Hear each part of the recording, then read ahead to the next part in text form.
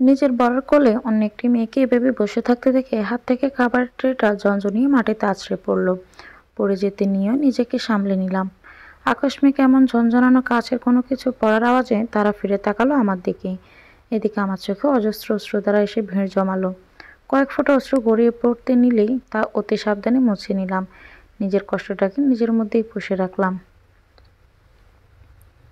ফারিহা রাগে গজগজ করতে করতে এগিয়ে এলো আমার দিকে। রাগ নিয়ে ঝাড়ি দিয়ে আমায় বলল, এ মেয়ে, দেখে শুনে চলতে পারো না?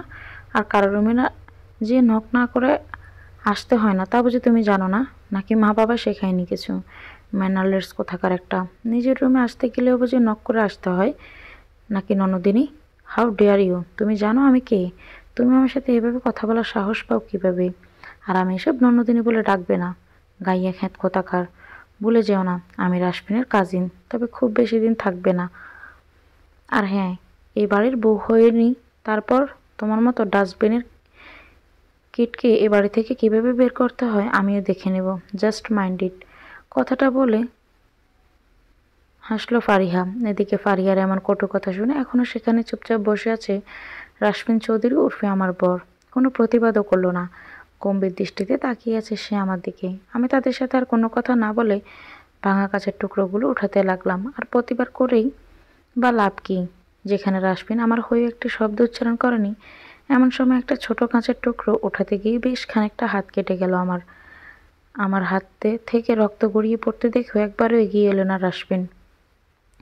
সে সেখানেই বসে আছে, যেন কিছুই হয়নি। আর ফারিহা এদিকে খিলখিলি হেসেই চলেছে, অমানুষ একটা। নিজেকে আর সামলাতে পারলাম না।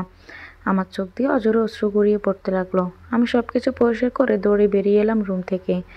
কোনো মতে কাঁপা কাঁপা হাতে রান্নাঘরের ট্রেটা রেখে এক দৌড়ে অন্য রুমে চলে গেলাম। হাঁটু গেড়ে ফ্লোরে বসে হাত দিয়ে মাথার চুলগুলো খামচে ধরে অযোধ্যারায় কাঁদতে লাগলাম। আমি যে কিছুই পারছি না আর এসব মানতে। এতক্ষণ নিজেকে সামলে নিলেও এখন আর সম্ভব হচ্ছে না। সামনে আমার রক্তাক্ত হাতটা নিয়ে তাচ্ছিল্যের সাথে বললাম, এটা তো বাহিক রক্তক্ষরণ মাত্র। আমার অন্তরে যে এর থেকেও বেশি রক্তক্ষরণ হচ্ছে প্রতিনিয়ত। সরু কাঁচের টুকরো দ্বারা আঘাতপ্রাপ্ত হলে যেমন রক্তক্ষরণ হয়, তেমনি কাঁচের টুকরোর ন্যায় কোনো বিষাক্ত মানুষকে জড়িয়ে ধরলে হয় হৃদয়ের রক্তক্ষরণ। আর যাই হোক, একটা মেয়ে কখনোই তার স্বামীর ভাগ অন্য কাউকে দিতে চায় না। মরে যাবে, তবুও নিজের স্বামীর সাথে অন্য কাউকে সহ্য করতে নারাজ। আর আমার সাথে সেটাই হচ্ছে। কি এমন পাপ করেছিলাম আমি?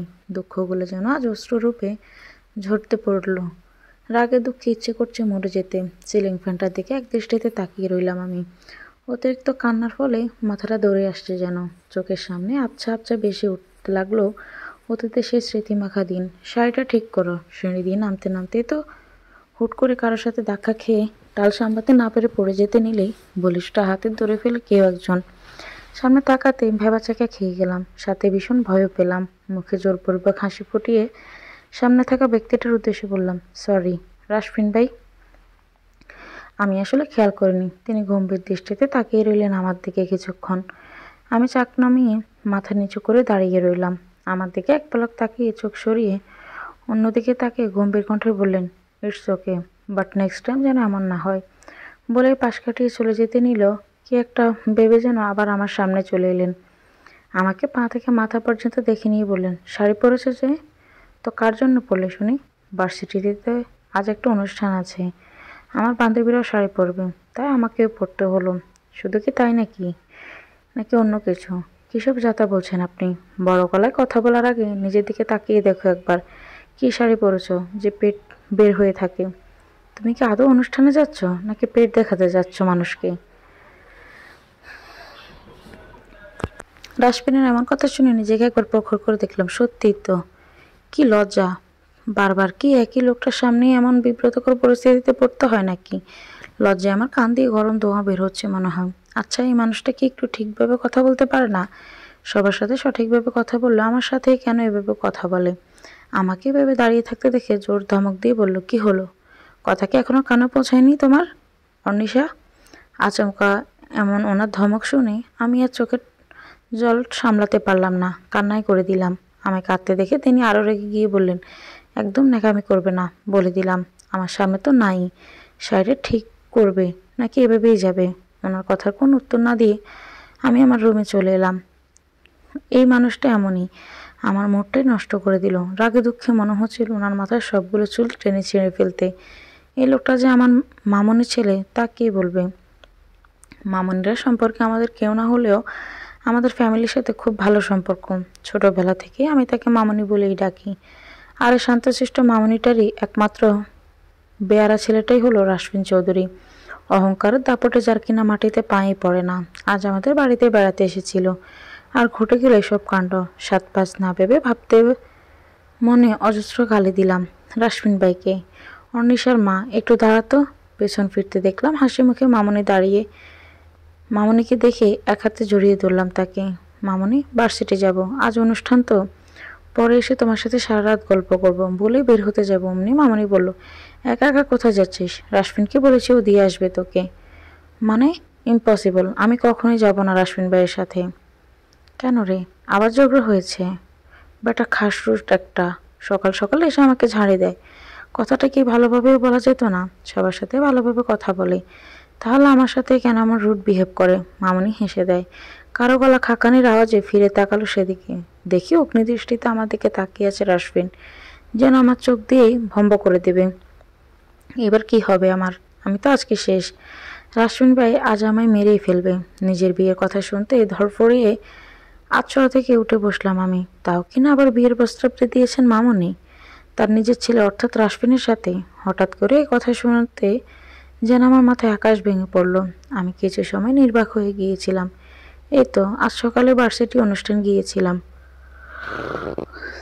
তখন রাশমিন ভাই আমার বলা কথাগুলো সব শুনে ফেললেও কিছু বলেনি আমায়। অনেকটা অনিচ্ছা সত্ত্বেও তার সাথে করে গিয়েছিলাম। প্রতিমধ্যে তিনি আমার সাথে একটা বাক্য বিনিময়ও করলেন না, আর না আমার দিকে একবারও ফিরে তাকালেন। আমাকে ভার্সিটি পৌঁছে দিয়ে কোনো কথা বলার সুযোগ না দিয়ে তিনি গাড়ি ছুটিয়ে চলে গেলেন কোনো এক অজানা গন্তব্যের উদ্দেশ্যে। আমি হতভম্বের ন্যায় তাকিয়ে রইলাম কিছুক্ষণ। এই মানুষটা এমন কেন? মাথা থেকে এসব চিন্তা ঝেড়ে ফেলে যোগ দিলাম অনুষ্ঠানে। অনুষ্ঠান শেষে আমার বাসায় আসতে সন্ধ্যা হয়ে গেল। এসে কোনো মতো ফ্রেশ হয়ে বিছানায় গায়ে এলিয়ে দিলাম। সারাদিনের ধকলে ক্লান্ত লাগছে। বেশ ক্লান্তিতে চোখ এসে ভর করেছে রাত্রির ঘুম। কেবল চোখের পাতা একটু লেগে গিয়েছিল। এমন সময় উপরোক্ত কথাটি শুনে যেন আমার ঘুমটা হাওয়ায় মিলিয়ে গেল। আম্মু এসে কেবল এই কথাটি বলল আমায়। মামুনিরা তার মানে আমাদের বাসায় এজন্যই এসেছিল। মাথায় হাত দিয়ে হতভম্বের ন্যায় বসে রইলাম আমি। আম্মা আমার উত্তর অপেক্ষা না করে চলে গেলেন।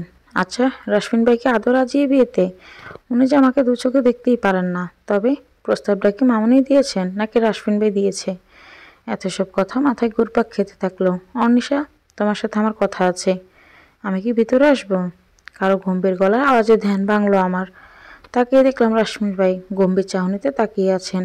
আমি বিনা বাক্যে মাথা নাড়িয়ে সায় জানাতেই তিনি হুড়মুড়িয়ে আমার রুমে ঢুকে পড়লেন। আমি কিছুটা অবাকই হলাম। তিনি ধপ করে আমার বিছানায় বসে পড়লেন, তবে যথেষ্ট দূরত্ব বজায় রেখে। তিনি আমায় বললেন, তুমি কি জানো আমাদের বিয়ের ব্যাপারে? আম্মু এসে কেবল বলল, তুমি কি রাজি এই বিয়েতে? আমি কি উত্তর দেবে ভেবে পাচ্ছি না। ফেলফেল করে তাকিয়ে আছি তার দিকে। তিনি কিছু বুঝলেন কি বুঝলেন না তা আমি জানি না। কিছু সময় অতিবাহিত হলেও আমরা কেউ কথা বললাম না। নীরবতা কাটিয়ে তিনি আবার বললেন, তুমি রাজি কি রাজি না তা জানার আমার কোনো আগ্রহ নেই। আমি এ বিয়েতে রাজি নই, এটাই আমার শেষ কথা। আম্মু আমার কাছে না শুনেই এমন করেছে। এখন তোমার আমাকে হেল্প করতে হবে। কি হেল্প? তিনি এবার আমার দিকে ঘুরে বসলেন। শান্ত দৃষ্টিতে তাকালেন আমার দিকে। আমি তার চোখে বেশিক্ষণ চোখ রাখতে পারলাম না। চোখ নামিয়ে নিলাম। তিনি একটা লম্বা শ্বাস টেনে বললেন, তোমাকে যেভাবে হোক বিয়েটা ভাঙতে হবে। তুমি সবাইকে না করে দাও। তুমি রাজি না থাকলে কখনোই বিয়েটা হবে না। আর যদি তা না করতে পারো তবে তোমাকে কঠিন শাস্তি ভোগ করতে হবে। Mind it. এখন আমি আসছি, তুমি সবাইকে গিয়ে না করে দিবে এখনই।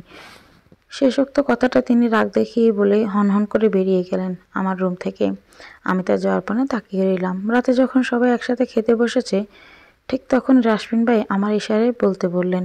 আমি কিছুটা সাহস করে সবার উদ্দেশ্যে বলে উঠলাম, আমি এই বিয়েতে মোটেও রাজি নই। আমি কখনোই রাশমিন ভাইকে বিয়ে করতে পারবো না। আমার কথাটা যেন কারো কান অব্দি পৌঁছালো না। যে যার মতো খেয়েই চলেছে। কেউ না কোনো কথা বলল। যে যার মতো গল্প করছে আর খাচ্ছে। আমার কথায় কেউ কোনো পাত্তাই দিল না। আমি আর কোনো কথা বাড়ালাম না।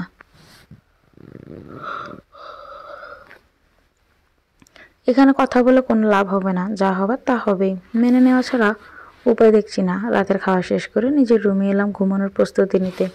সারাদিন পর বিছানায় গা এলিয়ে দিলাম, কিন্তু আজকে ঘটনা চিন্তা করতে সব ঘুম হাওয়া হয়ে গেল।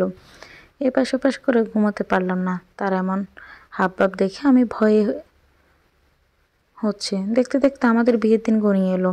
আজই সেই কাঙ্ক্ষিত দিনটা। শত চেষ্টা করেও বিয়েটা আটকাতে পারল না। অবশ্য রাসবিনু আর অমত করেনি পরবর্তীতে। অবশেষে কোনো রকম অনুষ্ঠান ছাড়াই ঘরোয়াভাবে আমাদের বিয়েটা সম্পূর্ণ হলো। অনুষ্ঠান পরে করা হবে। আব্বু আম্মুকে বিদায় জানিয়ে চলে এলাম রাসবিনদের বাসায়। অবশ্যই এই সারাটা সময় রাসবিন আমার সাথে একবারও কথা বলেনি। বধূ বেশে বসে আছে রাসবিনের রুমে। অপেক্ষায় আছে রাসবিনের জন্য। 2 ঘন্টা হতে চললো, এখনও আসার নাম নেই।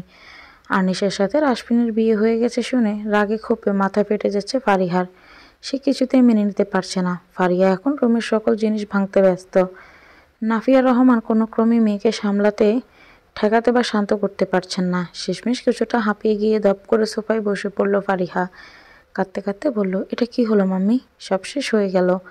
আমার যে করেই হোক রাসমিনকে চাইই চাই। তুমি ওকে এনে দাও আমার কাছে।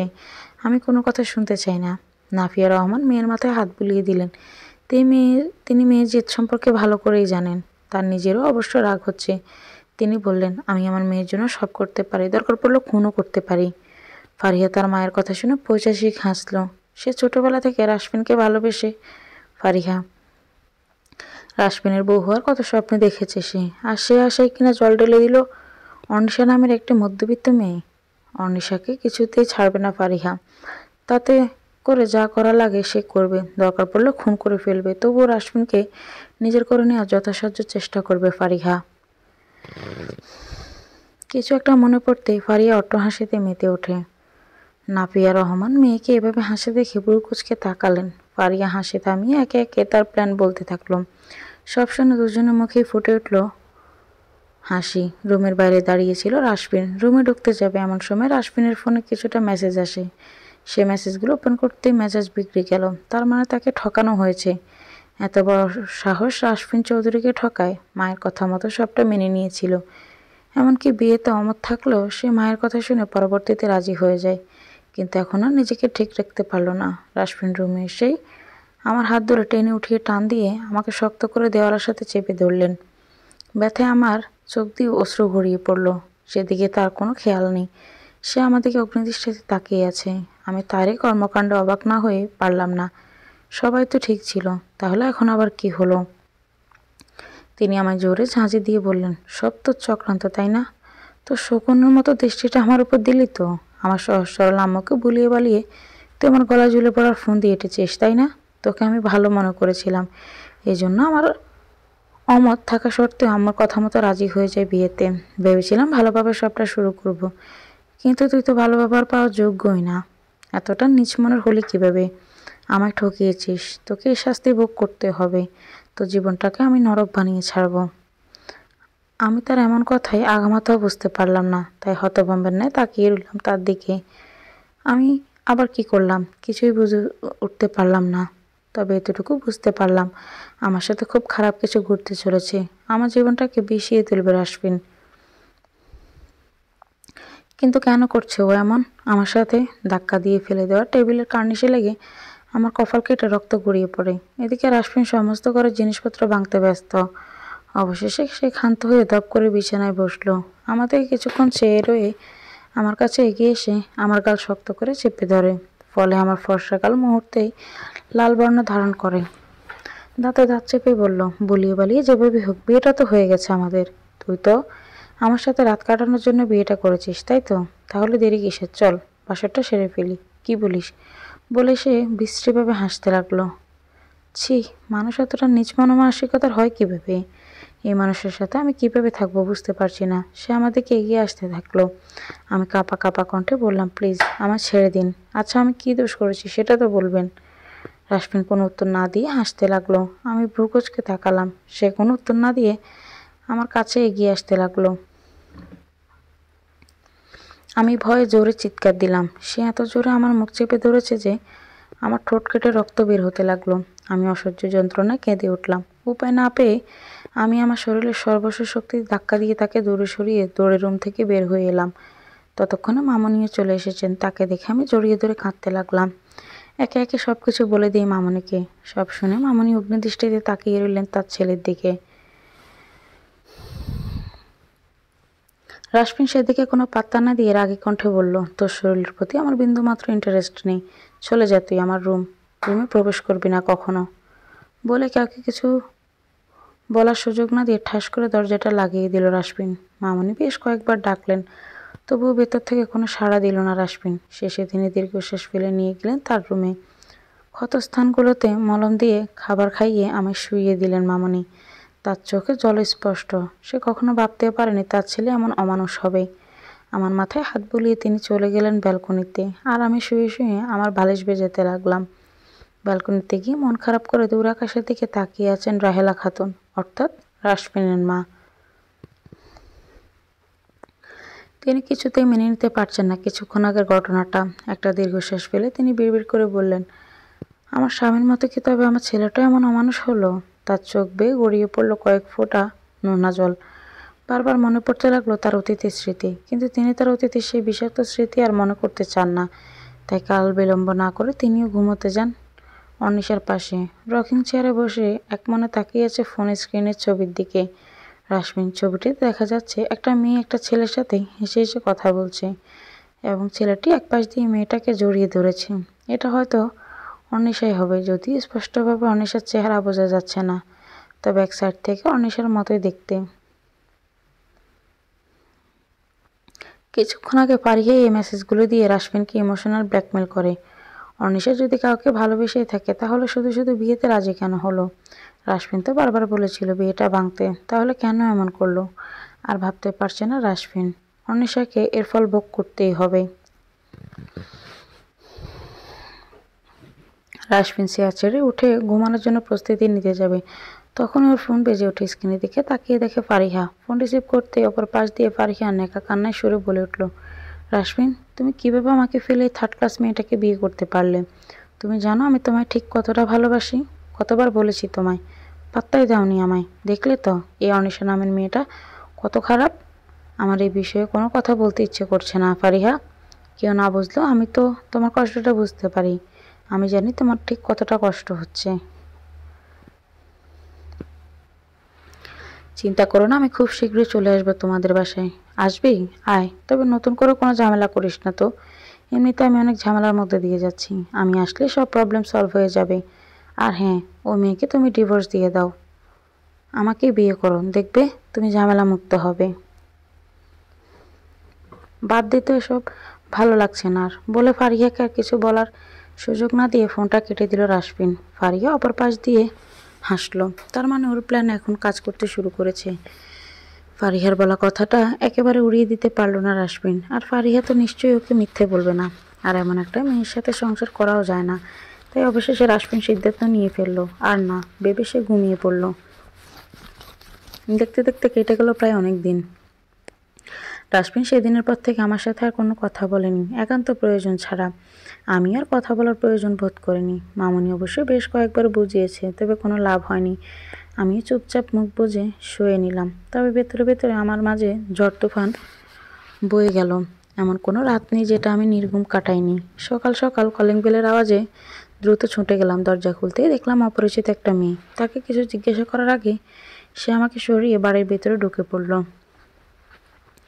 ইতিমধ্যে সেখানে উপস্থিত হলেন রাহেলা খাতুন। তিনি ভ্রু কুঁচকে তাকালেন, বিড়বিড় করে বললেন, ও এই অসময়ে ওইখানে কেন? নতুন করে কোনো ঝামেলা করতে আসেনি তো? আমি মামনির কাছে গিয়ে ফিসফিসিয়ে জিজ্ঞেস করলাম, মেয়েটাকে? তিনি আমায় বললেন, ও হচ্ছে ফারিহা, তার ননদের মেয়ে, অর্থাৎ রাশমিনের কাজিন। ফারিহা এসে মামনিকে জড়িয়ে ধরল। তারা টুকটাক কথা বলছিল, তবে এতটুকু বুঝলাম ফারিহা আসাতে মামনি মোটেও খুশি হয়নি। মামনির সাথে কথা বলতে বলতে আমার দিকে যেন কেমনভাবে তাকাচ্ছিল ফারিহা। ব্যাপারটা আমার কাছে তেমন ভালো না লাগলো না। এর মধ্যে চলে এলো রাশমিন। রাশমিনকে দেখা মাত্রই ফারিয়া ছুটে রাশমিনকে জড়িয়ে ধরল। রাশমিন বিরক্ত হলো কিছুটা। এই মেয়েটা এমনই, গায়ে পড়া স্বভাবের। রাশমিনের চোখে চোখ পড়তে চোখ নামিয়ে নিলাম আমি। আমার বুকটা যেন ধক করে উঠল। পরে নিজেকে সান্ত্বনা দিলাম, কাজে নিতে হয়, জড়িয়ে ধরতেই পারে, তবুও মনে সায় দিল না আমার। আমি আর সেখানে দাঁড়াতে পারলাম না বেশিক্ষণ, রান্নাঘরে চলে এলাম। রান্না শেষে খাবার নিয়ে চলে এলাম রাশমিনের রুমে। আর তারপরেই তো এতক্ষণ অতিথি স্মৃতিচারণ করছিলাম, চোখ দিয়ে গড়িয়ে পড়ল কয়েক ফোঁটা নোনা জল। আর কত সহ্য করব আমি? এই কয়দিনই আমার জীবনটা একেবারে বিষিয়ে দিল রাশমিন। চোখ মুখ মুছে নিলাম। আমি অনেক সহ্য করেছি, আর না, নিজেকে শক্ত হতে হবে, ভেঙে পড়লে চলবে না। ব্যাগপত্র সব গুছিয়ে নিলাম, সিদ্ধান্ত নিলাম এ বাড়িতে আর এক মুহূর্তও থাকবো না। তাই যে বাবা সেই কাজ, সব কিছু প্যাক করে রুমের দরজা খুলতে এ অসময়ে রাশমিনকে দেখে অবাক হলাম। আমার হাতে ব্যাগ দেখে ব্রুকুচকে তাকালো রাশমিন। আমি তাকে দেখেও না দেখার ভান করে পাশ কাটিয়ে চলে যাচ্ছি। তখনই গম্ভীর কণ্ঠ বলে উঠল, কোথায় যাওয়া হচ্ছে শুনি? আমি একবার পেছন ফিরে তাকালাম, তবে কোনো কথা বললাম না। যে মানুষটা তার বউয়ের সামনে নির্দ্বিধায় নিঃসংকোচে অন্য একটা মেয়েকে কোলে নিয়ে বসে থাকতে পারে, হিবে না তো অপমান করা সত্ত্বেও কোনো প্রতিবাদ করে না, আর যাই হোক, সে কোনো মানুষের কাতারেই পড়ে না। আমি তার ভিতরে কোনো অপরাধবোধ দেখলাম না। আবার আমি যেতে নিলে সে আমার হাত ধরে ফেলে। আমি ছাড়ানোর বৃথা চেষ্টা করলাম। তিনি আবার বললেন, আগে একবার বলেছি, আবারও বলছি, কোথায় যাচ্ছ?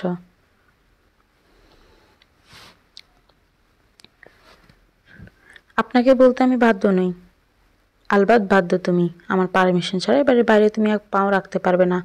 হঠাৎ করে আমি চিৎকার দিতে তিনি ঘাবড়ে গিয়ে আমার হাত ছেড়ে দিলেন। বাঁধন আলগা হতে আমি ছুটে মেন গেটের সামনে চলে এলাম। পেছন থেকে তিনি আমায় চিৎকার করে ডেকে চলেছেন। আমি না শুনে চলে যেতে নেব, তখনই মামুনি এসে আটকে দিলেন। উত্তেজিত কণ্ঠে বললেন, এত ব্যাগপত্র নিয়ে কোথায় যাচ্ছিস? বাবার বাড়ি। কিন্তু এ সময় কেন? আচ্ছা যা, রাশমিন এগিয়ে দিয়ে আসুক। তার কোনো প্রয়োজন আছে বলে আমি মনে করি না। আমি সারা জীবনের মতো চলে যাচ্ছি এ বাড়ি ছেড়ে, আর কখনোই ফিরব না। কিন্তু কেন? তোদের ভিতর কি আবার ঝগড়া হয়েছে? সেটা না হয় তোমার ছেলেকে জিজ্ঞাসা করে নিও মামুনি। আসি, ভালো থেকো। ইতিমধ্যে রাশমিন পারিহা দুজনেই হাজির। মামুনি রাশমিনের দিকে তাকাতে রাশমিন বলে উঠল, না মা, দেখো শুধু শুধু রাগ করে চলে যাচ্ছে। আমি নিজেকে এত কিছুর পরেও শান্ত রাখলেও এখন আর পারলাম না। জোরে চিৎকার করে বললাম, শুধু শুধু রাগ করছি মানে? এমন একজন চরিত্রহীন লম্পট যে কিনা ঘরে বউ থাকতো কাজিনকে তার রুমে নিয়ে গিয়ে কোলে নিয়ে বসে থাকে, তারই কাজিন যা নয় তাই বলে অপমান করে, তারপরও কোনো প্রতিবাদ করে না, তার সাথে আমি কিভাবে সংসার করব?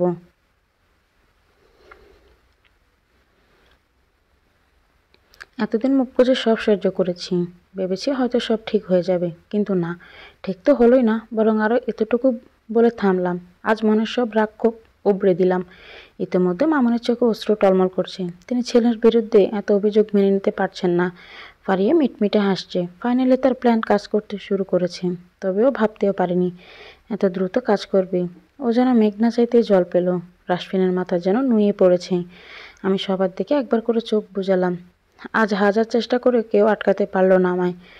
আমার জেদের কাছে হার মানল সবাই। তবে আমি তো এমন ছিলাম না। নিজেকে যেন নিজে চিনতে পারছি না। পরিস্থিতি বানিয়েছে আমায় এমন। তারপর ওই বাড়ি ছেড়ে চলে এলাম। যাওয়ার আগে রাশমিন যেন আমায় চোখে ইশারায় কিছু বলতে চাচ্ছিল, কিন্তু আমি পাত্তা না দিয়ে বেরিয়ে এলাম। আমার কোনো ইচ্ছে নেই রাশমিনের থেকে কিছু শোনার বা জানার। ইচ্ছেটা যেন মরে গেছে অনেক আগেই। আমি যে এখন একটা জীবন্ত লাশ। আনিশা, রাস্তা দিয়ে হাঁটছিলাম, এমন সময় পরিচিত কণ্ঠ শুনে আমায় কেউ ডাক দিল। পেছনে ঘুরে তাকালাম। পরিচিত সেই মুখশ্রী দেখে আমি অনেকটা আবেগপ্লুত হয়ে গেলাম, সাথে অবাকও হলাম। বেশ বেশ অনেকদিন পর দেখা আমাদের। কী রে আনিশা, কেমন আছিস? কতদিন পর দেখা। কোথায় যাচ্ছিস এখন তুই? তাও আবার এত কিছু নিয়ে? এই তো আছি কোনো রকম, বাবার বাসায় যাচ্ছি। কোথা থেকে যাচ্ছিস বাসায়? আর তোকে এমন কেন লাগছে? কিছু কি হয়েছে? একটা দীর্ঘশ্বাস বলে বললাম, অনেক কথা রে, তোকে পরে বলবো। বাসায় চল। আজ না রে, পরে কোনো একদিন। যাবে কি না তাই বল। আজকে তুই আমার সাথে আমার বাসায় যাবি। যাবি মানে যাবি। আমার জোরাজুরিতে আর না করতে পারিনি আহনাফ। আহনাফ আমার ছোটোবেলার বেস্ট ফ্রেন্ড। পড়াশোনার জন্য বাইরে থাকতে হতো ওকে, যে কারণে ওর সাথে আমার বেশ অনেকদিন যাবৎ যোগাযোগ ছিল না বললেই চলে। আহনাফের সাথে কথা বলতে বলতে কখন যে বাসায় চলে এলাম খেয়ালই নেই। কলিং বেল বাজাতে মা এসে দরজা খুলে দিলেন। এই অসময়ে আমাকে ব্যাগ হাতে দেখে সাথে আহনাফকে দেখে বেশ অবাকই হলো আম্মু। আমি কোনো কথা না বাড়িয়ে আহনাফকে নিয়ে বাড়ির ভিতরে চলে এলাম। মা আমায় জিজ্ঞাসা করতেই আমি বললাম, চলে এলাম সারা জীবনের মতো। আমার এমন কথায় মা আহনাফ দুজনেই বেশ অবাক হলো। আমি তাদের অবস্থা বুঝে মুচকি হেসে বললাম, পরে সব বলবো তোমাদের। আমি এখন আমার রুমে গেলাম। এখন আমায় একটু একা থাকতে দাও। আহনাফ, তুই আমার সাথে গল্প কর। এটুকু বলে আমি আর কারো উত্তরে অপেক্ষা না করে আমার রুমে চলে এলাম। ব্যাগপত্র রেখে ফ্রেশ হয়ে চলে গেলাম আমার চিরপরিচিত ব্যালকনিতে। আমার যখন খুব বেশি মন খারাপ থাকে তখন আমি আমার এই ব্যালকনিতেই আসি। আজকের পরিবেশটা খুব সুন্দর। সন্ধ্যার ঠিক আগ মুহূর্তে পরিবেশ এটা। সব কিছু সুন্দর গোছানো থাকলেও একেবারে তছনছ হয়ে গেল আমার জীবনটা। এমনটা না হলে তো পারতো। আজ আমার চোখে কোনো পানি নেই। যে আমি কিনা কিছু হলে কেঁদে বুক বাসাতাম, সে আমি এখন আর সহজে কাঁদতে পারি না। চোখের জল যে শুকিয়ে গেছে আমার। একটা দীর্ঘশ্বাস ফেলে গুনগুনিয়ে গেয়ে উঠলাম। গেয়েই ডুকরে ডুকরে কেঁদে উঠলাম আমি। গানের প্রতিটি লাইন যেন আমার জীবনের সাথে মিলিয়ে যায়। হঠাৎ কাঁধে কারো স্পর্শ চমকে উঠলাম আমি। দ্রুত চোখ মুছে নিলাম। পেছনে ফিরতে দেখলাম আহানাব দাঁড়িয়ে। আমি হাসার চেষ্টা করলাম। আহানাব ভ্রু কুঁচকে বলল, তুই কাঁদছিলি? কি হয়েছে তোর? কই না তো। আমার কিছু হয়নি। মিথ্যে বলছিস আমায়। স্পষ্ট তোর চোখে দেখলে বোঝা যায় তুই কাঁদছিলি। তাহলে মিথ্যে কেন বলছিস? কি হয়েছে বল না আমায়। আমি আহনাফের কথা শুনে নিজেকে আটকাতে পারলাম না। ওকে জড়িয়ে ধরে শব্দ করে কেঁদে উঠলাম। এই মানুষটাকে কখনো মিথ্যে বলতে পারিনি আমি। মিথ্যে বলতে গেলেও ধরা খেয়েছি বহুবার। আজও তার ব্যতিক্রম হলো না। হয়তো আহনাফ কিছুটা আন্দাজ করতে পেরেছে। নিঃশব্দে আমার মাথায় যত্ন করে হাত বুলিয়ে দিল। রাগে মাথা ফেটে যাচ্ছে রাশমিনের। মাথার চুলগুলো খামচে ধরে মাথা নিচু করে বসে আছে সোফায়। আজ পর্যন্ত কেউ রাশমিনের মুখের উপর কথা বলেনি। আর আজ কিনা আনিশা নামের মেয়েটা ওকে অপমান করলো সবার সামনে। শুধুমাত্র আনিশার জন্য তার মা তার সাথে কথা বলছে না। তার উপর আবার সকাল আনিশা বেরিয়ে যাওয়ার পরপরই রাশমিন পিছু নেয় আনিশার। তখনই দেখে আনিশা একটা ছেলের সাথে কথা বলতে বলতে যাচ্ছে। ব্যাস, এটুকু দেখে সে তখন থেকে রেগে আগুন হয়ে আছে রাশমিন। রুমে এসে সেই যে তখন থেকে দরজা লাগিয়ে দিয়েছে এখনও আর খোলেনি। আনিশার পাশে জাস্ট কাউকে সহ্য করতে পারে না রাশমিন। দেখলে ওর রাগে গা জ্বলে যায়। কিন্তু কেন? তবে কি রাশমিন আনিশাকে মুখোমুখি বসে আছে আমি আর আহানাব। দুজনের মাঝে নীরবতা বিরাজ করছে। বেশ কিছুটা সময় পর নীরবতা কাটিয়ে আহানাব কণ্ঠে আমায় বলল, অনেক তো কান্নাকাটি করলি, আবার বল কি হয়েছে তোর? তোকে এত মনমরা কেন লাগছে? তোকে হাসি খুশিতে মানায় রে, মন খারাপ তো নয়। আমি তখনও হেঁচকি তুলেই যাচ্ছি। নিজেকে কিছুটা শান্ত করে করুণ কণ্ঠে বললাম, জানিস, গত কয়েক মাস আগে আমার বিয়ে হয়ে গিয়েছে। আমি এতটুকু বলে থামলাম। আহনাফ চমকালো। আহনাফের দিকে তাকিয়ে দেখলাম ওর মুখটা কেমন যেন শুকিয়ে গেছে। হয়তো মানতে পারছে না বিষয়টা। সে উত্তেজিত কণ্ঠে বলল, তোর বিয়ে হয়ে গেছে? বাহ, ভালোই তো। একবার আমাকে জানানোর প্রয়োজনও বোধ করলি না। এতটাই পর হয়ে গেলাম আমি তোর কাছে। আমি চোখ বন্ধ করে লম্বা একটা শ্বাস টেনে নিয়ে বললাম, তুই কখনোই পর ছিলি না আমার কাছে। তোকে বলার সময় বা সুযোগ হয়ে ওঠেনি আমার। এক প্রকার তাড়াহুড়ো করে রাশমিনের সাথে আমার বিয়েটা হয়ে যায়। আর তারপর একে একে সব কিছু বলতে শুরু করলাম। সব শুনে আহনাফ অবাক হয়ে গেল। ওর মুখে কোনো কথা নেই। এবারে বেশ কিছুটা সময় নীরবতা বিরাজ করলো। একটু থেমে আকাশের দিকে তাকিয়ে করুণ কণ্ঠে বললাম, আমি অনেক খারাপ, তাই না? এই জন্যই তো আমার সাথে এমনটা হলো। এমনটা না হলেও তো পারতো, তাই না বল? কে বলেছে তুই খারাপ? আমার দেখা সবচেয়ে ভালো তুই। মন খারাপ করিস না। দেখবি একদিন সব ঠিক হয়ে যাবে। আর কি ঠিক হওয়ার আছে? সব তো শেষ। আমি এখন বেঁচে থেকেও বা কী হবে? তার থেকে বরং ভালো হবে মরে যাওয়া। আর বলতে পারলাম না। আমার মুখ চেপে ধরে আহনাফ রাগান্বিত স্বরে বলল, খবরদার, বলে দিচ্ছি, একদম এসে বাজে বাজে কথা বলবি না, তাহলে কিন্তু ঠিক হবে না বলে দিলাম। আমি অবাক হলাম। আহনাফ এতটা রেগে যেতে এর আগে কখনোই দেখিনি আমি। আড়াল হতে সবই শুনে ফেললেন রেহানা বেগম, অর্থাৎ আনিশার মা। শাড়ির আঁচলটা মুখে চেপে নিঃশব্দে কাঁদতে লাগলেন তিনি। মেয়ের এমন করুণ পরিণতি কিছুতেই মেনে নিতে পারছেন না। মেয়েটার সুখের কথা ভেবে কত শখ করে বড় বাড়িতে নিজের একমাত্র মেয়েটাকে বিয়ে দিয়েছিলেন। তাও কিনা আবার রাহেলা খাতুনের মতো এত ভালো মানুষ, যার সাথে অনেক আগে থেকে খুব ভালো সম্পর্ক।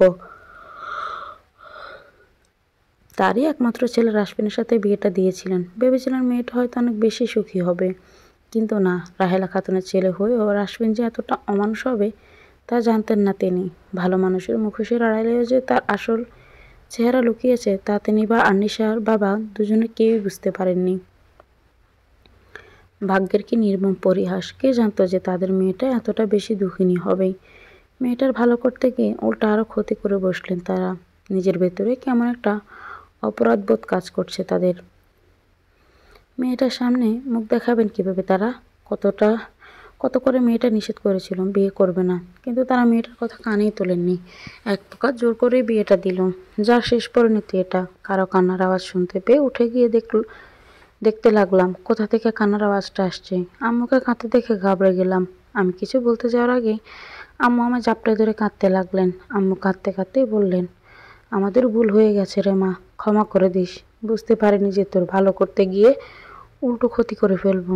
না মা, কিচ্ছু হয়নি। তুমি এভাবে কাঁদলে আমার খুব কষ্ট হয়।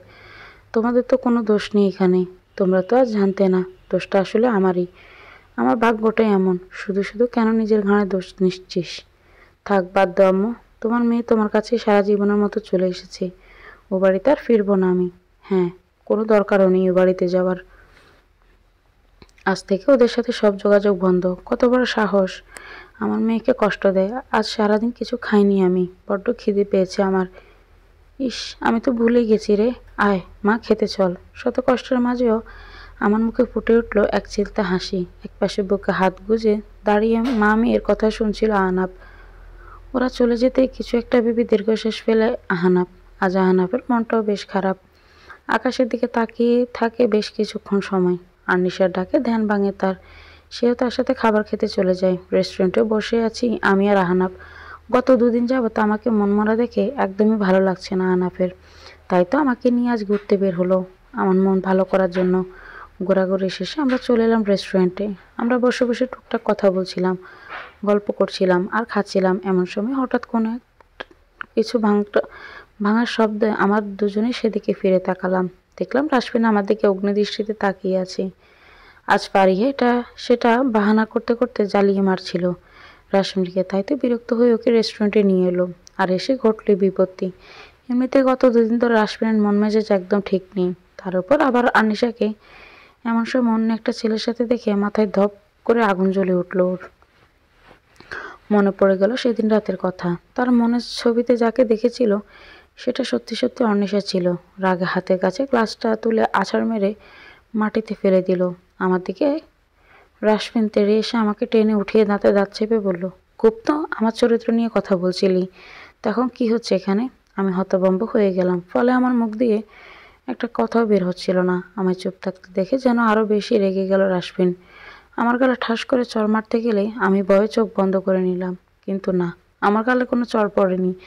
চোখ খুলতে দেখলাম আহনাব হাত ধরে আছে রাসমিনের। রাসমিন দাঁত কিরমির করে বলল, হাউ ডেয়ার ইউ! তুমি আমার হাত ধরো কোন সাহসে? তুমি জানো আমি কে? আপনি কে তা আমার জানার কোনো ইচ্ছে বা আগ্রহ কোনোটাই নেই। তবে এতটুকু জানি, আপনি আনিশার হাজব্যান্ড, যে কিনা ওকে প্রতিনিয়ত অত্যাচার করে। কি কি বললে তুমি? আমি ওকে অত্যাচার করি? ও, তার মানে জল এত দূর গড়িয়ে গেছে?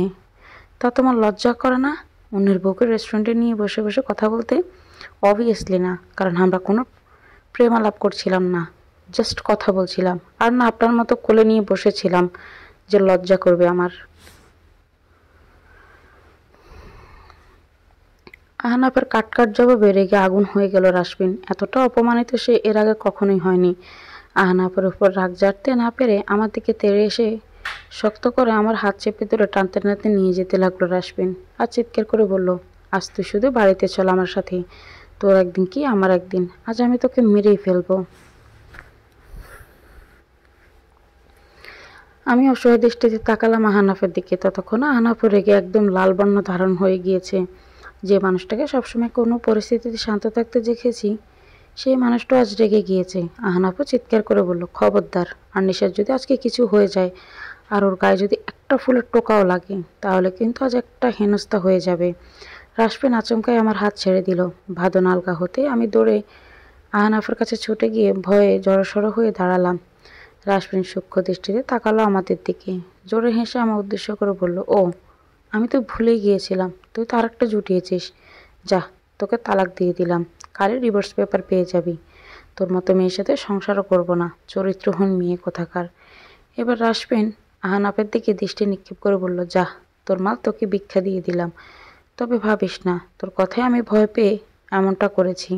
কারে ইউজ করার প্রোডাক্ট আমি নিই না। বলেই রাগে গটগট করতে ফারিয়ার হাত ধরে বেরিয়ে চলে যায়। রাশফিনের বলা এসব বিশ্রী বাক্য শুনে আমার চোখ দিয়ে অজর অশ্রু গড়িয়ে পড়তে লাগলো। আমি নিজেকে সামলাতে পারলাম না, মাথা ঘুরে উঠল। চারিদিকে কেমন যেন অন্ধকার দেখতে লাগলাম। জ্ঞান হারাবার আগে শুধু শুনতে পেলাম আহানাফের চিৎকার। অবশেষে ডিভোর্সি এই অভিশপ্ত তকমাটা লেগেই গেল আমার গায়ে। রেস্টুরেন্টে যেদিন গিয়েছিলাম তার ঠিক পরের দিনই ডিভোর্স পেপার পাঠিয়ে দিয়েছিল রাশমিন। সত্যি রাশমিন কথা দিয়ে কথা রাখতে জানে। আমিও মা বাবার কাছ থেকে পারমিশন নিয়ে সাইন করব কি না করব না, তাদের উত্তরটা হ্যাঁই ছিল। কয়েক মাসের ব্যবধানেই সব শেষ। বিয়ে তো কোনো ছেলে খেলা নয়, মেয়েদের জীবন বিয়েটা একেবারেই আসে। এটা কি জানতো না রাশমিন? আর আমিও ভেতর ভেতর ক্ষতবিক্ষত হয়ে ভেঙে চুরমার হয়ে যাচ্ছি প্রতিনিয়ত। সেদিনের পর থেকে আর বের হইনি নিজের রুম থেকে, নিজেকে গৃহবন্দী করে রেখেছিলাম। মা রোজ এসে চেঁচায় কিছু খাবার জন্য, কিন্তু আমার গলা দিয়ে যে আর কিছুই নামবে না। তাও জোর করে আম্মু খাইয়ে দিয়েছিল কয়েক লোকমা। ব্যালকনিতে বসে তাকিয়ে থাকি ওই দূর অন্তরক্ষীর পানে। নিজের জীবনের হিসেব মেলানোর বৃথা চেষ্টা করি। রাশমিন কীভাবে পারলো আমায় এতটা বাজে কথা বলতে? সেদিন কীভাবে পারলো রেস্টুরেন্টে অতগুলো মানুষের সামনে অপমান করতে? আমি বুঝতে পারি না আমার উপর কেন এত ক্ষিপ্ত রাশমিন। কী এমন করেছিলাম? আমাদের বিয়ের দিন তো সবই ঠিক ছিল, তাহলে হঠাৎ কী এমন হলো যে আমার সাথে এমন আচরণ শুরু করলো? সেদিনের পর থেকে আহনাফের সাথে আর কোনো যোগাযোগ করিনি আমি, ইচ্ছেও নেই কোনো। মানুষ এতটা নীচ হয় কীভাবে? রাশমিন ভালো করেই জানতো আহনাফ আমার বেস্ট ফ্রেন্ড, তাহলে ওর সাথে আমায় জড়িয়ে এভাবে না বললেও তো পারতো। তার উপর আমাকে ডিভোর্স দিয়ে ওই দিনই ফারিয়াকে বিয়ে করে ফেললো। ইভেন ফারিয়া আমাকে ওদের কিছু ছবি পাঠিয়েছে, যাতে আমি ফারিয়ার হাসি মুখে বিয়ের বেনারসি পরে বসে আছে। তারপর আমাকে ফারিয়া ফোন করেও বলে দিয়েছে ওদের বিয়ে হয়ে গেছে। আমার বিশ্বাস করতে কষ্ট হচ্ছে। ওদের বিয়েটা কি সত্যিই হয়েছে? আচ্ছা, রাশমিন কি আদৌ মন থেকে করেছে বিয়েটা? পরক্ষণে ভাবলাম আমার আর জেনে কী লাভ, সব তো শেষই। এসব ভেবে আমি ধরে রাখতে পারিনি নিজেকে, কান্নায় ভেঙে পড়ি। কোনো দোষ না করে এমন কেন শাস্তি পাচ্ছি আমি? কি সুন্দর করে পরিকল্পিতভাবে একটা ইস্যু ক্রিয়েট করে আমার জীবনটাকে একেবারে তছনছ করে দিল। একটুও কি বুক কাঁপলো না রাশমিনের? কেন এমন করলো আমার সাথে? ব্যালকনিতে বসে সিগারেট খাচ্ছে রাশমিন। কালকের রাগটা এখনও মেটেনি ওর। রাগ আর জেদের বসে আর্নিশাকে সেদিন অতগুলো কথা শুনিয়েছিল। রাগের মাথায় কি বলেছে না করেছে তা ওর মাথায় নেই এখন। ফারিহাও তখন আগুনে ঘি ডালার মতোই উস্কে দিয়েছিল রাশমিনকে, যার কারণে সাত পাঁচ না ভেবে আর্নিশের সাথে এমন আচরণ করে। এখন নিজের ভিতরে কেমন যেন অপরাধবোধ কাজ করছে, ফাঁকা ফাঁকা লাগছে সব। নিজেকে বড্ড একা মনে হচ্ছে রাশমিনের। গত এক সপ্তাহ ধরে বাড়িতে নেই আর্নিশা। প্রতিটা মুহূর্তে ভীষণভাবে মিস করছে। ও যদি এমন না করতো তাহলে কখনোই হয়তো খারাপ আচরণ করতো না আর্নিশার সাথে রাশমিন। এখন নিজের উপরে রাগ হচ্ছে রাশমিনের। কেন এমন বাজে আচরণ করতে গেল আর্নিশার সাথে? সিগারেট খেতে খেতে জ্বলন্ত সিগারেটের আগুনটা নিজ হাতে চেপে ধরে রাশমিন। হঠাৎ পেছন থেকে এসে কেউ একজন জড়িয়ে ধরে রাশমিনকে। রাশমিনের হাত থেকে পড়ে যায় সিগারেটটা। ওভাবে আর্নিশা হয়তো জড়িয়ে ধরেছে ওকে, কিন্তু পেছনে ফিরতে ফারিয়াকে দেখে মাথা গরম হয়ে যায় রাশমিনের।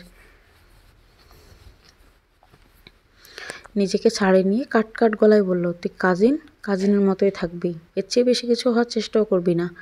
সেদিন আমার কোলে বসার কারণে তোকে কী শাস্তি দিয়েছিলাম, যদি মনে থাকে তাহলে আর আমার কাছে ঘেঁষার চেষ্টাও করবি না। আর যদি মনে না থাকে তাহলে আবার যেন তোকে ফেলে দেওয়া না লাগে। আগেরবার তো কোমরে ব্যথা পেয়েছিলি, এবার যেন হাড় ভাঙা না লাগে। Mind it. ফারিয়া নাকা কান্না জুড়ে দিল। তুমি আমার সাথে কেন এমন করছো? এই থার্ড ক্লাস মেয়েটার জন্য এমন করতে? শোন, তুই আর্নিশাকে সেদিন অপমান করেছিলি, আমি কিছু বলিনি এই না যে কিছু বলবো না। সেদিন ওকে বোঝাতে চেয়েছিলাম যে ভালোবাসার মানুষটাকে অন্য কারোর সাথে দেখলে ঠিক কেমন লাগে, তাই আমি কোনো প্রতিবাদ করিনি। কিন্তু হিতে বিপরীত হয়ে যাবে তা ভাবতেও পারিনি আমি। ফারিহার গা জ্বলে যায় এসব শুনে। আনিশার নামটা শুনলেই গা জ্বলে ফারিহার। আবার শুরু করলো রাশমিন, তাই ওকে যে করে হোক থামাতে হবে এখন। হঠাৎ রাশমিনের হাতে কিছু পড়ে যাওয়ার অংশ নজরে পড়তে ফারিয়া উত্তেজিত কণ্ঠে দ্রুত বলে উঠল, এটা কি করেছো রাশমিন? এই সামান্য থার্ড ক্লাস চরিত্রহীন মেয়েটার জন্য তুমি এমন করছো? কেন নিজেকে কষ্ট দিচ্ছ শুধু শুধু? রাশমিন ফিরে তাকায় ফারিহার দিকে। রাশমিনের কষ্টটা যেন দ্বিগুণ বেড়ে যায়। মলিন হেসে বলল, বল তো কেন হলো আমার সাথে এমন? অনিশা কেন করলো আমার সাথে এমন? আমি যে অনিশাকে কত ভালোবাসি এটা কি ও জানে না? ও আমায় ঠকিয়েছে, কিন্তু তো কেন করলে এমন? রাগটা কোনো মতে দমিয়ে দাঁতে দাঁত পিষে ফারিয়া বলল, এখনো ভালোবাসে কোনো লাভ নেই রাসবিন, যা হবার তা তো হয়ে গেছে। তুমি এখন মুক্ত, আমি এখন তোমার সব। অর্নিশা কেউ নয় তোমার। বলার সাথে সাথে ফারিয়া কিছু একটা ফুঁস করে রাসবিনের শরীরে, ফলে মৃদু চিৎকার করে উঠল রাসবিন। কিছুটা কেমন একটা ঘোরের মাঝে থাকার পর রাসবিন বলে উঠল, হ্যাঁ, আমি তো এখন মুক্ত। ওর মতো চরিত্রহীনের ছায়াও আমার জীবন থেকে চলে গেছে। তাহলে আমি কেন এত কষ্ট পাচ্ছি শুধু শুধু? Life is full of enjoyable. Faria মুখ ফুটে উঠল মুচকি হাসি। এটাই তো চাচ্ছিল ফারিয়া, এতদিনের শখ পূরণ হতে চলেছে। খুশি হয়ে ফারিয়া জড়িয়ে ধরতে গেল রাসবিনকে। ততক্ষণ ও জ্ঞান হারিয়ে ফারিয়ার উপর ঢলে পড়ল রাসবিন। জানালার গ্রিলের ধারে রকিং চেয়ারে বসে আছে আহনাব। মোবাইলটা হাতে নিয়ে বসে আছে আর্নিশার ফোনের আশায়, কিন্তু না, আর্নিশা ওকে একবারের জন্য ফোন দেয়নি। তবে কি আবারও হারিয়ে ফেলল আর্নিশাকে? মেয়েটাকে যে ছোটবেলা থেকে বড্ড বেশি ভালোবাসত সে, তবে সাহস করে আর বলাটা হয়ে ওঠেনি। ফোনের গ্যালারিতে গিয়ে একটা হাস্যোজ্জ্বল মেয়ের ছবি বের করল আহনাব। মেয়েটার কেউ নয়, এটা আর্নিশা। আহনাবের সেই পুরনো স্মৃতিগুলো মনে পড়তে লাগলো। ওর এখনও মনে আছে, একদিন মজার ছিল আহনাব আর্নিশাকে বলেছিল, আনিশা, তোকে আমি বড্ড বেশি ভালোবাসি রে। আনিশা সেদিন মজার ছলে উড়িয়ে দিয়েছিল ব্যাপারটা। বেস্ট ফ্রেন্ড তো এমন বলতেই পারে। তেমন একটা পাত্তা আনিশা দেয়নি সেদিন। তবে মজার ছলে সেদিন আহনাব বললেও কথাটা সত্যিই ছিল। সাহস করে বলেই ফেলেছিল নিজের মনের কথাটা। তবে আনিশা তা বুঝতে পারেনি। আহনাব সেদিন চোখ দিয়ে অনেক কিছুই বোঝাতে চেয়েছিল, কিন্তু লাভ হয়নি কোনো। সেদিনই আহনাব বুঝে গিয়েছিল, যদি সত্যিটা আনিশা জানতে পারে তাহলে হয়তো আর কোনোদিনও আহনাফের সাথে কথা বলবে না। তাই ও আর সাহস করে কখনোই বলেনি, আর কখনোই দুঃসাহস করেনি। তাই তো ভালোবাসাকে ভুলে আনিশা থেকে অনেক দূরে চলে যায় আহনাফ। এতে কিছু ভাবতে ভাবতে একটা দীর্ঘশ্বাস বেরিয়ে আসে আহনাফের। ছবিটার দিকে তাকিয়ে মনে মনে বলল, ভালোবাসি। ভালোবাসার মানুষ যখন কষ্ট পায়, তাকে যে ভালোবাসে সেও ভীষণ কষ্ট পায়, কারণ সে কখনোই চায় না তার ভালোবাসার মানুষটা কষ্ট পাক। আমি যে তোমায় বড্ড বেশি ভালোবাসি অর্নিশা, কিন্তু তুমি বুঝলেও না। আর বুঝবে বা কী করে? আমি তো তোমাকে কখনোই বুঝতে দিইনি, আর দিবও না। তুমি তো এখন অন্যের বউ। তোমাকে পাওয়ার আশা করাটাও যে নিষিদ্ধ আমার কাছে। খুব ভালো থেকো প্রিয়। মুচকি হেসে নিজেকে আবার সান্ত্বনা দিল। সবার কপালে সব কিছু থাকেও না। আমি না হয় দূর হতেই ভালোবেসে যাব তোমায়। কিছু কথা না হয় না বলাই থাক। থাক না কিছু, ভালোবাসাটা একপাক্ষিক। যাই হোক, আমার ভালোবাসাটা আড়ালেই থাকুক। না হয় আড়ালে ভালোবাসি তোমায় প্রিয়সী। সারা জীবন না হয় তোমার আড়ালেই ভালোবেসে যাব আমি। সমস্যা কি তাতে? হঠাৎ ফোনের রিংটনে চমকে তাকালো আহনাফ। ফোনটার স্ক্রিনের দিকে তাকিয়ে মুখ ফুটে উঠল তার রহস্যময় হাসি। বেশ কয়েকদিন যাবৎ রাসবিনের শরীরটা বড্ড খারাপ। মাথা কেমন যেন ঝিমঝিম করে ওর। আগের মতো মাথা ব্যথাটা আবার অনেক বেড়েছে। মাথায় যেন মাথাটা ফেটে যাওয়ার উপক্রম রাসবিনের। সব কিছুই কেমন যেন বিষিয়ে তুলছে রাসবিনকে। নিজেকে পাগল পাগলই মনে হয় এখন নিজের কাছে। ইতিমধ্যে বেশ ভালো মতো উপলব্ধি করতে পেরেছে যে আর্নিশার জীবনে ঠিক কতটুকু জুড়ে ছিল। আর্নিশা ছাড়া বাড়িটা কেমন যেন ফাঁকা ফাঁকা লাগে। বারবার আর্নিশার মুখচ্ছবিটা বেশি ওঠে তার কল্পনাতে। জ্ঞান হবার পর যে ছেলেটাকে কেউ কখনোই কাঁদতে দেখেনি, আর সেই কাঁদছে শুধুমাত্র আর্নিশা নামক মেয়েটার জন্য। বড্ড বেশি ভালোবাসে সে আর্নিশাকে। সেটাই কয়দিনে বেশ ভালোভাবে উপলব্ধি করতে পেরেছে। তীব্র মাথা ব্যথা নিয়ে ঘুম থেকে উঠে বসলো রাসবিন। এই মাথা ব্যথাটা বেশ আগে থেকেই ওর। মাঝখানে কিছু বছর ভালো ছিল, তবে আবার কেন এই অসহনীয় ব্যথা বাড়লো সেটা বুঝতে পারছে না। মাথার চুলগুলো খামচে ধরে বসে রইল রাসবিন। মনে পড়ে যাচ্ছে সেই তিক্ত অতীতের স্মৃতিগুলো। রাসবিনের বাবা ছিলেন বড়লোকের বিগড়ে যাওয়া ছেলে। তিনি জুয়া খেলতেন। এমন কোনো রাত নেই যেদিন তিনি নেশা করে বাড়ি ফিরতেন না। টলতে টলতে তার বাড়ি আসতে কখনো 12টা বা 1টা বেজে যেত। মাঝে মাঝে রাত 3টাও বেজে যেত। প্রতিদিন রাত করে বাড়ি ফিরে তিনি অত্যাচার করতেন রাহেলা খাতুনের উপর। কখনো কখনো মারধরও করতেন। রাহেলা খাতুন সবটা মুখ বুজে সইতেন। দিনে শাশুড়ি ননদের অত্যাচার আর রাতে স্বামীর। এরই মাঝে বেশ কটা বছর পেরিয়ে যায়। রাসবিনের জন্ম হয়। ধীরে ধীরে রাসবিন বড় হয়। ভেবেছিল রাসবিন বড় হলেই বুঝি সব ঠিক হয়ে যাবে, কিন্তু না, আরও খারাপ হতে থাকলো পরিস্থিতি। এমনই একদিন বেশ রাত করে বাড়ি ফিরলেন রাসবিনের বাবা। তাকে আসতে দেখে রাহেলা খাতুন দ্রুত খাবার বেড়ে দিলেন। রাসবিনের বাবা কোনো কথা না বলে চুপচাপ খেতে বসলেন। যখনই মুখে এক লোকমা খাবার দিলেন তার মেজাজ বিগড়ে গেল। তরকারিতে লবণ বেশি হওয়ায় তিনি তেড়ে গেলেন রাহেলা খাতুনের কাছে। মেরেও তিনি ক্ষান্ত হলেন না, বেত নিয়ে এলেন মারার জন্য। রাশমিন তখন 8 বছরের বাচ্চা ছেলে। রাশমিনের সামনে প্রায় সময় মারতেন তিনি তার স্ত্রীকে। এতে করে ছোট রাশমিনের মনে বিরূপ প্রভাব পড়তে থাকে।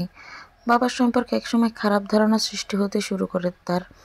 আজও তার ব্যতিক্রম হলো না। তবে এতদিন চুপচাপ সহ্য করলেও আজ আর সহ্য করেনি রাশমিন। বাবাকে এমন করে তার মাকে মারতে দেখে তার হৃদয় কেঁপে উঠল। মাকে যে বড্ড বেশি ভালোবাসে রাশমিন। দ্রুত ছুটে গেল মাকে বাঁচানোর জন্য। ছোট্ট রাশমিন যখনই মারতে যাবে তখনই রাশমিন সামনে চলে আসাতে রাহেলা খাতুনের গায়ে লাগার বদলে রাশমিনের মাথায় গিয়ে সজোরে আঘাত লাগে। মাথায় হাত দিয়ে চিৎকার করে ফ্লোরে লুটিয়ে পড়ে রাশমিন। মাথা ফেটে পিনকে দিয়ে অনবরত রক্ত গড়িয়ে পড়তে থাকে রাশমিনের। ততক্ষণে রাশমিন সেন্সলেস হয়ে পড়েছে। আকস্মিক এমন ঘটনা ঘটায় থমকে যান রাশমিনের বাবা। তিনি তার স্ত্রীর সাথে খারাপ ব্যবহার করলেও ছেলেকে ভালোবাসতেন। দ্রুত ডক্টরের কাছে নিয়ে যাওয়া হলো। মাথায় পড়ল 3টে সেলাই। বেশ কিছুদিন যাবৎ মাথা ব্যথায় ভুগলে ডক্টরের দেওয়া ওষুধ খেয়ে কিছুটা সুস্থ হয় রাশমিন। তবে এই ঘটনার পর থেকে কেমন যেন চুপচাপ হয়ে যায়। একমাত্র রাহেলা খাতুন ছাড়া ঠিকমতো কারোর সাথে কথা বলতো না রাশমিন। আর ওর বাবাকে তো 2 চোখে শুইতেই পারতো না রাশমিন। দিন দিন দূরত্ব তৈরি হয় বাবা ছেলের মাঝে। এমন একটা সময় চলে এলো যখন রাশমিনের বাবার নাম শুনলে ওর মাথায় রক্ত উঠে যেত। রাশমিন আস্তে আস্তে এতটাই সেন্সিটিভ হয়ে যায়, রাগ কষ্ট অভিমান সব নিজের মাঝেই চেপে রাখতে শুরু করলো। কারো কাছে শেয়ার করতে পারতো না।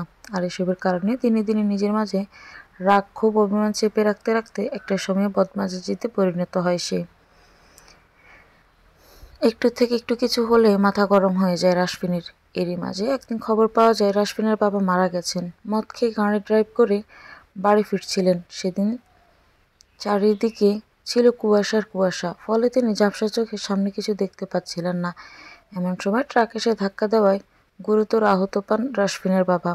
ঘটনাস্থলেই তিনি মৃত্যুবরণ করেন। রাশমিনের বাবা মারা যাওয়ার পর রাহেলা খাতুন আর রাশমিনের জীবনে যেন বিষিয়ে উঠতে থাকে। প্রতি মুহূর্তে রাহেলা খাতুনের শাশুড়ির অপয়া বলতে থাকেন রাহেলা খাতুনকে। তখন আরও বেশি কষ্টের মধ্যে দিয়ে যাচ্ছিল। তিনি যে ছেলেকে নিয়ে তার বাবার বাড়ি চলে যাবেন তারও কোনো উপায় ছিল না। একে তো বাপ মার মরা মেয়ে, এখন যদি যায় ভাইদের গাঁড়ের উপর বসে খেতে হবে, যা ভাই ভাবিরা কেউ মেনে নিত না। তাই সকল কষ্ট ভুলে আর ছেলেকে নিষ্পাপ চেহারার দিকে তাকিয়ে সবকিছু নীরবে দাঁতে দাঁত চেপে মেনে নেন রাহেলা খাতুন। রাহেলা খাতুনের শাশুড়ি চেয়েছিলেন তার নাতিকে তাদের কাছে রেখে রাহেলা খাতুনকে এই বাড়ি থেকে বের করে দিবেন, কিন্তু রাহেলা খাতুনের শ্বশুরের জন্য তা হয়নি। আর এসবই রাশমিনের মনে ফেলেছিল বিরূপ প্রভাব। আস্তে আস্তে রাশমিন একটা ট্রমার মধ্যে চলে যায়। এরপর থেকে রাশমিনের চোখে কেউ কখনো পানি দেখেনি। হাসি খুশি ছেলেটা একদম মনমরা নির্জীব হয়ে যায় পারিবারিক সমস্যার কারণে। আরও যখন দেখতো ওর বন্ধুদের পরিবারের সবাই সুখী, কিন্তু ওর পরিবারে এই দশা, তখন আরও বেশি ডিপ্রেশনে চলে যেত রাশমিন। রাশমিনের এই অবস্থা দেখে রাহেলা খাতুন সবকিছু ফেলে ছেলেকে সময় দিতে থাকেন। ছেলেকে স্বাভাবিক করার চেষ্টা করেন। বাইরে ঘুরতে নিয়ে যাওয়া থেকে শুরু করে সবটাই তিনি করেন। তিনি চেয়েছিলেন তার ছেলেটা মানুষের মতো মানুষ হোক, তার স্বামীর মতো যেন অমানুষ না হয়। মনের মাঝে একটা ভয় থেকেই যেত রাহেলা খাতুনের। যদিও এর জন্য পরিবার থেকে অনেক কথা শুনতে হয়েছিল রাহেলা খাতুনকে, তবে রাশমিনের জন্য আর কেউ কিছু বলেনি, কারণ রাশমিনকে ওই বাড়ির সবাই ভালোবাসত। একমাত্র বংশের প্রদীপ বলে কথা, ভালো না বাসলে কি হয় নাকি। তবে রাশমিন ওদের কাউকে সহ্য করতে পারত না তার মায়ের সাথে খারাপ ব্যবহারের জন্য। আস্তে আস্তে রাশমিন স্বাভাবিক হয়, কিন্তু সমস্যা একটা থেকেই যায়। এখনও পুরনো কথাগুলো মনে পড়লে চিৎকার করে ওঠে রাশমিন। এই সময়টাই সুযোগ নিল ফারিহা রাশমিনকে শুধুমাত্র নিজের করে নেওয়ার জন্য। সময় সুযোগ পেলে ওর শরীর ড্রাগ দিত, ফলে কিছু সময়ের জন্য রাশমিন আর নিজের মধ্যে থাকে না। তখন রাশমিন কাকে কি বলে পড়ে গিয়ে তার মনে থাকে না। সেদিন ফারিহার মা মিলে এই প্ল্যানটাই করে। তবে ফারিহা নিজের স্বার্থসিদ্ধির জন্য এতই মশগুল হয়ে গিয়েছিল যে বেমালুম বলে গিয়েছিল এটার জন্য সাইড এফেক্টের কথা। এর জন্য রাশমিনের শরীরে মারাত্মক ক্ষতি হয়, এমনকি মারাও যেতে পারে রাশমিন। আজও তার ব্যতিক্রম হলো না। বাবার মুখটা বেশি উঠতে চিৎকার করে ওঠে। লাইফে এই মানুষটাই ওকে সবচেয়ে বেশি কষ্ট দিয়েছে। এই মানুষটাই ওকে আর ওর মাকে কাঁদিয়েছে। এই মানুষটার জন্য আজ সব হারিয়েছে ও। ওর লাইফের ডাউনফলের পেছনে শুধুমাত্র ওর বাবারই দায়ী। ছেলের চিৎকারে ছুটে এলেন রাহেলা খাতুন। ছেলে কেমন পাগলের মতো করতে দেখে তিনি উত্তেজিত কণ্ঠে বললেন, কি হয়েছে? এমন করছিস কেন? তোকে এরকম কেন দেখাচ্ছে রাশফিন? রাশফিন মাথা তুলে অসহায় দৃষ্টিতে তাকায় তার মায়ের দিকে। কোনো কথা না বলে মাকে জড়িয়ে ধরে কাঁদতে লাগলো রাশফিন। হঠাৎ ছেলেকে এমন হাউমাউ করে কাঁদতে দেখে তিনি চমকালেন বেশ। রাশফিন কাঁদতে কাঁদতে তার মাকে একে একে আনিসের ব্যাপারে সবকিছু খুলে বলল। সবকিছু নিজের মাঝে চেপে রাখলেও মাকে কখনো কিছু না বলা হয়নি রাশফিনার, আর না কিছু লুকিয়েছে রাহেলা খাতুনের থেকে। রাশমিন আজ পর্যন্ত তার মাকে কখনো মিথ্যেও বলেনি, যা বলেছে সব সত্যি বলেছে। সব শুনে রাহেলা খাতুন হতভম্ব হয়ে গেলেন। তিনি বলে উঠলেন, আনিশা এমন মেয়ে হতেই পারে না। আমি ওকে ছোট থেকেই দেখে আসছি। দেখ, তোর কোনো ভুল হচ্ছে। আর আনিশা তোকে ঠকাতে যাবে কেন? রাশমিন কোনো জবাব না দিয়ে মলিন হাসলো শুধু। ফোনটা বের করে তার মাকে ছবিগুলো দেখালো, যে ছবিগুলো ফারিহা দিয়েছিল রাশমিনকে ওদের বিয়ের দিন। রাহেলা খাতুন প্রকুচকে তাকিয়ে রইলেন ছবিগুলোর দিকে। কিছুক্ষণ পর তিনি গম্ভীর গলায় বললেন, তুই শিওর এটা আনিশা? এটা যদি আনিশা হয় তাহলে ওর ফেস দেখা যাবে না কেন? সাইড থেকে দেখলে কি আনিশা হয়ে গেল? এটা আনিশা না হলে কে হবে তাহলে? এখানে যে ছেলেটা আছে তার সাথেই আমি আনিশাকে রেস্টুরেন্টে দেখেছি। আমি রাগ করে যখনই বের হয়ে আসতে যাব তখন আমার ঠিক কি হলো আমার আর মনে নেই। হুঁশ আসতেই নিজেকে বাড়িতে আবিষ্কার করলাম আমি। তুই একবারও ছবিটা দেখিয়ে আনিশাকে বলেছিস ছবিতে এই মেয়েটা আনিশা কিনা? না, আমি তা বলার প্রয়োজন মনে করিনি ওকে। তখন রাগ হয়েছিল ওর প্রতি আমার। এখানেই তো ঝামেলা বাঁধিয়েছ। ওকে বললে তো আর এত সমস্যা ফেস করতে হতো না আজ। আর আনিশা এমন মেয়ে না, আমি ওকে ভালোভাবেই চিনি। এখানে নিশ্চয়ই কোনো ঝামেলা আছে। আচ্ছা, এই ছবিগুলো দিয়েছে কে তোকে? ফারিহা দিয়েছে। কালনাগিনী জন্ম তো কালনাগিনীরই হয়। আমার সংসার ভাঙতে চেয়েছিল ওর মা, আর এখন মেয়েকে দিয়ে আমার ছেলের সংসার ভাঙার চেষ্টা করছে। সব ফারিহার চক্রান্ত। বেয়াদব মেয়ে কোথাকার। আমি ওকে ছাড়বো না। ওর যেন খুব করুণ পরিণতি হয়। বলেই তিনি রাগে গটগট করে চলে যান রাশমিনের রুম থেকে। রাশমিন একদৃষ্টিতে তাকিয়ে থাকে ওর মায়ের চলে যাওয়ার দিকে। ব্যালকনিতে আনমনা হয়ে বসে আছে। বড্ড বেশি কষ্ট হচ্ছে আমার। চোখের পলকে কি হয়ে গেল? সব শেষ। হঠাৎ ফোন বেজে ওঠায় চমকালাম। আননোন নাম্বার থেকে ফোন আসায় রিসিভ করতে মন চাচ্ছিল না আমার। বার কয়েক ফোন আসায় বিরক্ত হয়ে রিসিভ করলাম। তবে অপর পাশ থেকে কেউ কোনো কথা বলছে না। শুধু শুনতে পেলাম নিঃশ্বাসের শব্দ। আমি বিরক্ত হয়ে ফোনটা কাটতে নিলেই অপর পাশ দিয়ে পরিচিত কণ্ঠস্বর শুনে থমকে গেলাম। এটা তো রাশমিন। আমি অনেক অভিযোগ করতে চেয়েছিলাম, তবে কথাগুলো আর মুখ দিয়ে বের হলো না, গলার মধ্যে আটকে রইল। রাশমিন ধরা গলায় বলল, আনিশা, তোমাকে কিছু বলার আছে আমার। সো প্লিজ মন দিয়ে শোনো। কি বলবেন কি আপনি? সব তো নিজ হাতেই শেষ করে দিলেন। আমার জীবনটা তছনছ করে দিলেন। ভুলেও আপনি আমায় আর ফোন দিবেন না, বলে দিচ্ছি। আমার কথাটা শোনো একবার। রাশমিনের কথা শোনার কোনো ইচ্ছে বা আকাঙ্ক্ষা আমার নেই, তাই খট করে ফোনটা কেটে দিলাম। ফোনটা বুকে জড়িয়ে অজোরে কাঁদতে লাগলাম আমি। আমার কাছে এখন রাশমিনের কথাগুলো জাস্ট বিষের মতো লাগে। এদিকে রাশমিনের গাল বেয়ে গড়িয়ে পড়ল নোনা জল। ও আর ফোন দিয়ে আনিশাকে ডিস্টার্ব করলো না। মলিন হেসে বলল, আমার জীবনের সবচেয়ে বেশি কাঁদিয়েছে আমার বাবা। যে মানুষটা আমার জীবনটাকে বিষিয়ে তুলেছিল, তাকে আমি সবচেয়ে বেশি ঘৃণা করি।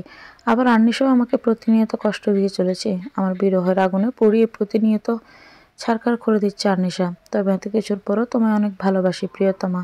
চোখ দিয়ে গড়িয়ে পড়ল অসংখ্য অশ্রুকণা। নিজেকে আজ পৃথিবীর সবচেয়ে অসহায় ব্যক্তি মনে হচ্ছে রাশমিনের। ভালোবাসার মানুষটাকে বুঝিতেও পারল না বোঝাতে। কষ্টের বুকটা ফেটে যাচ্ছে, চচির হয়ে যাচ্ছে তার। দূর অন্তরিক্ষের পানে চেয়ে ধরা গলায় রাশমিন বলল, তুমি যে আমায় ভুলে আছো। ভুল ভাঙাতেই যে ফোনটা দিয়েছিলাম, কিন্তু তুমি আমায় বুঝলে না। দোষটা হয়তো আমারই। ফারিহের কথা বিশ্বাস করে তোমায় ভুল বুঝেছি।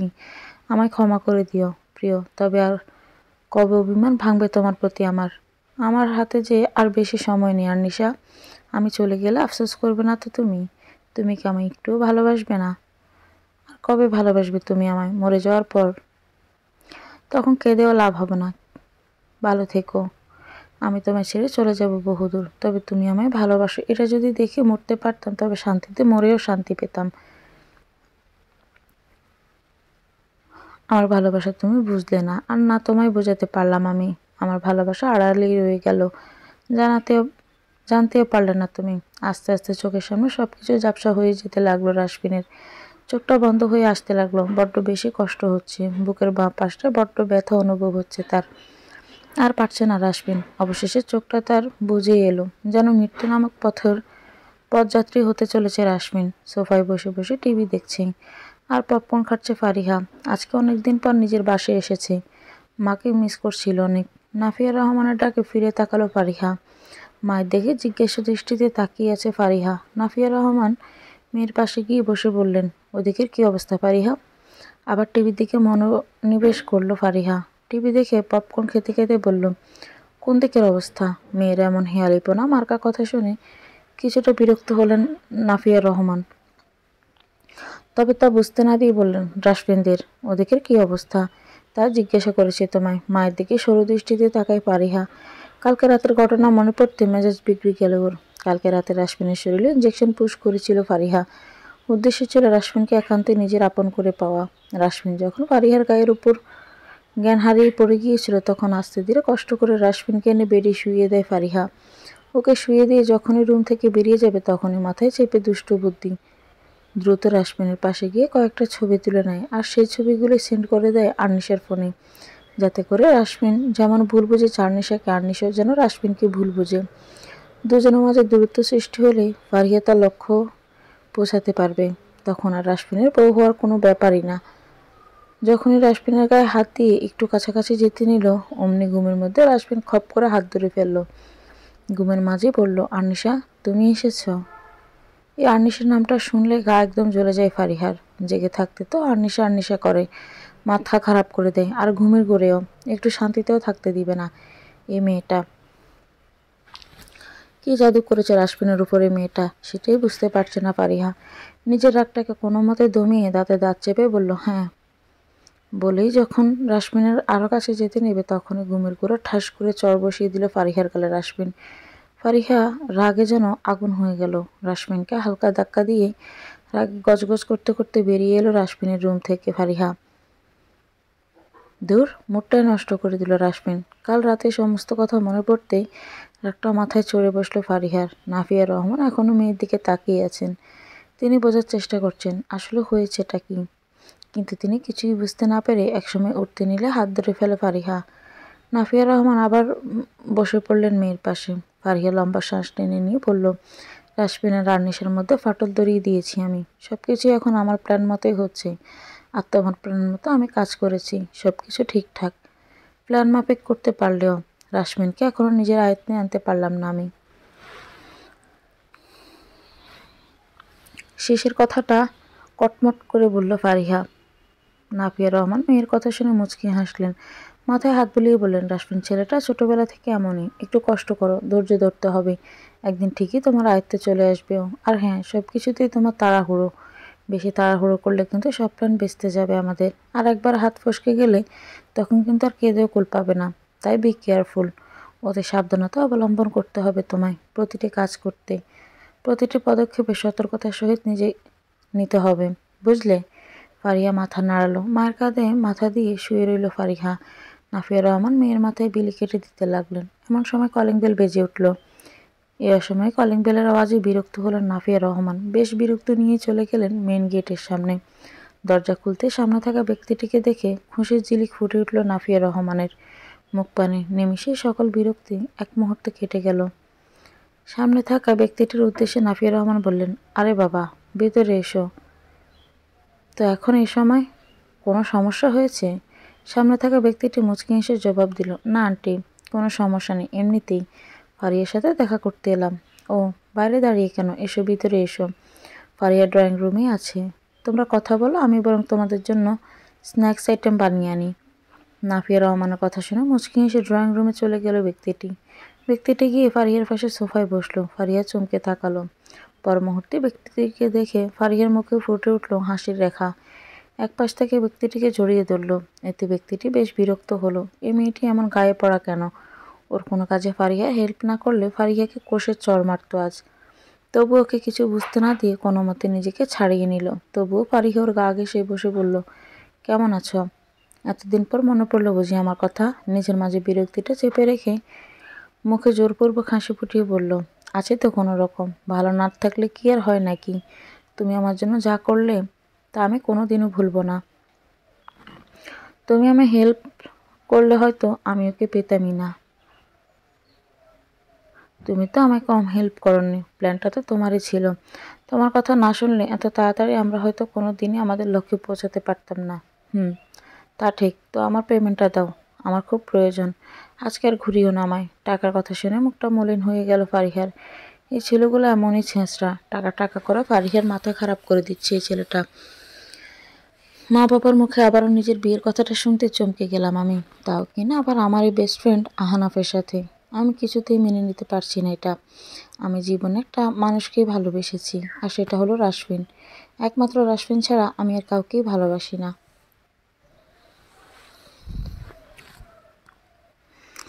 অতএব প্রশ্নই উঠে নাই বিয়ের। আমার মাকে এই কথাটা বলতেই তিনি রেগে গিয়ে বললেন, তোর সাথে তো রাশমিনের ডিভোর্স হয়ে গেছে, তাহলে এখন বাধা কিসের? আর আহানাফ ছেলেটা অনেক ভালো, ও নিজে তোকে বিয়ের প্রস্তাব পাঠিয়েছে। সারা জীবন কি একা একা থেকে তুই রাশমিনের জন্য কষ্ট পাবি? দরকার পড়লে সারা জীবন কষ্ট পাবো, তবুও আমি আহানাফকে কিছুতেই বিয়ে করব না। মেয়েদের জীবনে বিয়ে একবারই আসে, বহুবার নয়। আগেরবার আমাকে চাপিয়ে দিয়েছ, এবার আর করবে না এমন। হাত জোর করে বলছি তোমাদের, আমায় একা থাকতে দাও। আর খুব বেশি অসুবিধা হলে আমায় বলো, আমি এই বাড়ি ছেড়ে চলে যাব। মা আর কোনো কথা বলতে পারলো না আমার মুখের উপর। তিনি শান্ত গলায় বললেন, আচ্ছা আমি আসছি, তবে আনাপকে পাঠাচ্ছি, ও এসে তোর সাথে কথা বলুক, তারপর তোরাই সব ঠিক কর। বলে চলে গেলেন। আমি তখনও ছলছল নয়নে তাকিয়ে আছি মায়ের চলে যাওয়ার পানে। একটু পর আহানাপ চলে এলো। আমি ঘৃণায় তাকালাম না ওর দিকে। ছি, লজ্জা করে না আহানাপ তোর অন্যের বউকে বিয়ে করতে? আহানাপ হয়তো বুঝতে পারলো আমার অবস্থা। পিনপতন নীরবতার পর আহানাপ নীরবতা কাটিয়ে বলল, তোর তো এখন ডিভোর্স হয়ে গেছে আনিশা, তাহলে আমায় বিয়ে করতে সমস্যা কি তোর? লজ্জা করে না তোর? অসভ্য কেমন ফ্রেন্ড তুই! সুযোগ পেলিয়ে চলে এলি। তুই আমার যা নয় তাই বলছিস। আমি তোর বিপদের সময় পাশে দাঁড়িয়েছি। তোর ডিভোর্স হয়েছে এই কথাটা শুনে আমি বিয়ের প্রস্তাব দিয়েছি তোকে, আর তুই কিনা আমায় অপমান করলি। আমি চমকালাম কিছুটা। আমার জানা মতো আমার মা বাবা কেউ আহনাফকে এ ব্যাপারে কিছুই বলেনি। তাহলে আহনাফ জানলে কী ভেবে এই ব্যাপারে? আমি সন্দেহের দৃষ্টিতে আহনাফের দিকে তাকিয়ে বললাম, তোকে আমার ডিভোর্স হয়েছে এ ব্যাপারে কে বললো? আমি যতদূর জানি আমার মা বাবা কেউ তোকে এ বিষয়ে বলেনি। তাহলে? আহনাফ আমতামতা করে বলতে লাগলো। ওর মুখ দিয়ে কোনো কথা বের হচ্ছে না, আর না আমার চোখের দিকে ঠিকমতো তাকিয়ে কথা বলতে পারছে। আহনাফ কিছুটা অস্বস্তি নিয়ে বলল, আনিশা আজ আসি রে, পরে কথা হবে, আমার একটু জরুরি কাজ আছে। আহনাফ কথাটা বলে আর এক মুহূর্ত অপেক্ষা করলো না, দৌড়ে বেরিয়ে যেতে পারলেই যেন বাঁচে। আমি আহনাফে যাওয়ার পানে সন্দেহ ভরা চাহনি নিয়ে তাকিয়ে রইলাম কিছুক্ষণ।